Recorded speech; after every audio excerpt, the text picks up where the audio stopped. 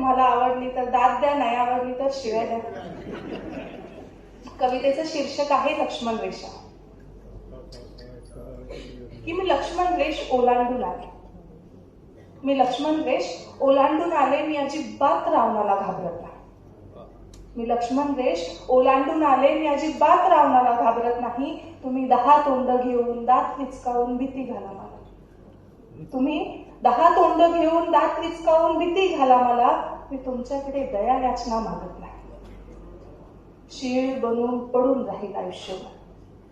शीळ बनून पडून राहील आयुष्यभर. पण कुणाच्या पायाच्या स्पर्शाने उद्धार नको. कायम राहील चरित्रहीन म्हणून. पण जो मागतो अग्निपरीक्षा तो रामही नको. राम काय आणि रावण काय, शेवटी दोघेही पुरुष. राम काय आणि रावण काय, शेवटी दोघेही पुरुष. एक बाईला एकटी पाहून उचलून नेतो आणि दुसरा त्याला हरवून बाईला जिंकून घेतो. बाईच्या आडून तुम्ही सिद्ध करता तुमचे कर्तृत्व. बाईचा मात्र खेळ होतो. एक रावण मारला म्हणून काय जल्लोष करतात.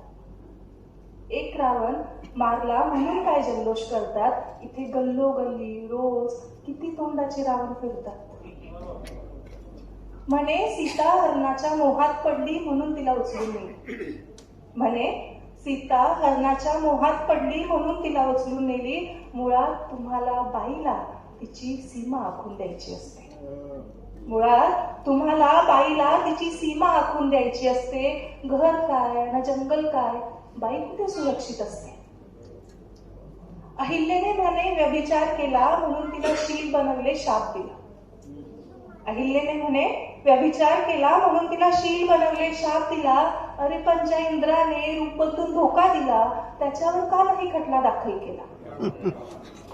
स्वतःच्या प्रेमाची कबुली देणाऱ्या शूर्पणखाचे तुम्ही नाक कापले. स्वतःच्या प्रेमाची कबुली देणाऱ्या शूर्पणखाचे तुम्ही नाक कापले. पण आशीर्वाद म्हणून कित्येक कुमारिकांचे शीलहरण करणाऱ्या तपस्वीचे का नाही हात छाटले. बाईच्या देहाभोवती घुटमळत राहतात सारे पोथीपुराण, साऱ्या नैतिकता.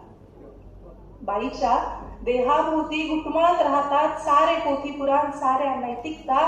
ज्या बायकांनी सोसले तुमचे किळसवाणे अत्याचार, तुम्ही त्यांच्याच गाथा गाता. तुम्ही रचलेले हे कुभांड जाळून मला एक नवीन गाथा लिहायची आहे. तुम्ही रचलेले हे कुभांड जाळून मला एक नवीन गाथा लिहायची आहे. मलाही आता तुम्हाला लक्ष्मण रेखा आखून द्यायची आहे. मलाही